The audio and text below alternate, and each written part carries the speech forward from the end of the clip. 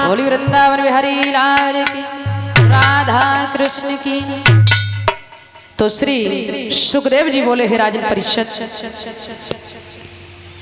बावन भगवान कहने लगे राजा बलि, यदि आप हमें देना चाहते हैं। बावन भगवान बहुत चालाक थे, कहने लगे बलि मैं जो मांगने जा रहा हूं पहले आप उसका दरवाजा कर दो।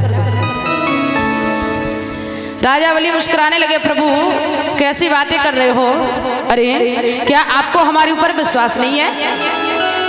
बावन भगवान कहने लगे बलि विश्वास तो बहुत है, फिर भी मैंने मांगा, कहीं तुमने मना कर दिया तो, इसलिए ऐसा कीजिए पहले आप 3.5 कदम पृथ्वी का दरवाजा कर दो। बलि मुस्कुराने लगे, प्रभु अरे मांगा तो है, मैं तो समझ रहा था कि आप कोई बहुत बड़ा दान मांगेंगे। बलि ने मन में विचार किया कि ये छोटा सा बालक और उसके छोटे छोटे पैर भरा 3.5 कदम पृथ्वी में कितनी पृथ्वी नाप लेगा। बलि ने तुच्छ बुद्धि से काम लिया, अरे प्रभु ऐसा करो, मुझे इतना छोटा दान देने में शर्म आ रही है, प्रभु आप कोई दूसरा दान मांग लो। बावन भगवान समझ गए, बावन भगवान मुस्कुरा रहे, राजा बलि तुम्हें ये तुच्छ दान लग रहा है, कोई बात नहीं, ऐसा करो मैंने जो मांगा है आप बस वही मुझे दे दो। राजा बलि ने 3.5 कदम पृथ्वी का दरवाजा किया। इधर जो गुरु शुक्राचार्य जी के द्वारा महल में अश्वमेध यज्ञ चल रही है, शुक्राचार्य जी को पता चला कि राजा बलि के दरवाजे कोई संत भगवान आए हैं। तो शुक्राचार्य बहुत चालाक थे, समझ गए कि भगवान के अलावा कोई नहीं हो सकता। शुक्राचार्य जी झट से यज्ञ तो वहीं छोड़ी, उठ करके दरवाजे पर पहुंचे हैं तो क्या देखा कि बड़ा सुंदर स्वरूप है, बड़ा सुंदर चेहरा है, मस्तक पर तिलक है, हाथ में कमंडल है, बड़ी बड़ी जटाएं हैं, चेहरा बड़ा सुशोभित हो रहा है। लेकिन जब राजा बलि ने प्रभु के सामने खड़े हैं, शुक्राचार्य ने इशारा देकर के बलि को पास में बुलाया, इधर आइए।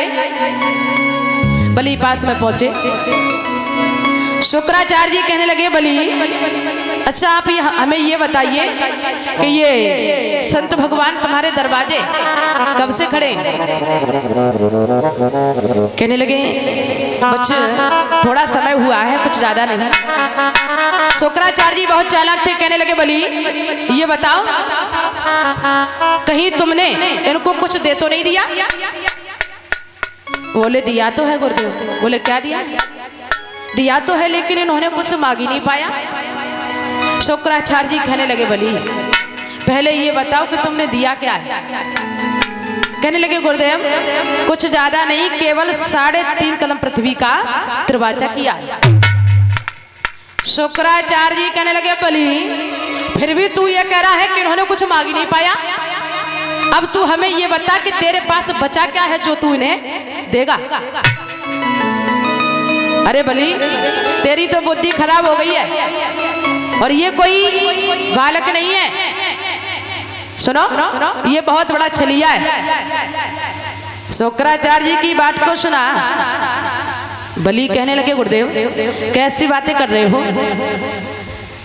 बलि की बात को सुना, शुक्राचार्य जी कहने देखो आखिर में तुम हमारे चेला हो, अगर चेला बर्बाद होने जा रहा हो तो ये गुरु का फर्ज होता है, तो हमारा ये फर्ज है। देखो तुम लुट जाओगे, बर्बाद हो जाओगे, किसी काम के नहीं बचोगे, इसलिए जो तुमने दरवाजा किया है उस दरवाजे को वापस कर लो। राजा बलि कहने लगे गुरुदेव सुनो, अब चाहे ये संत हो, चाहे बहुत बड़े छलिया हो, चाहे भगवान हो, चाहे कोई भी हो, लेकिन मैंने जो दरवाजा किया है मैं उस दरवाजे को वापस नहीं ले सकते। शुक्राचार्य जी समझ गए आखिर में हमारा चेला है लुट जाएगा, बर्बाद हो जाएगा, किसी काम का नहीं बचेगा।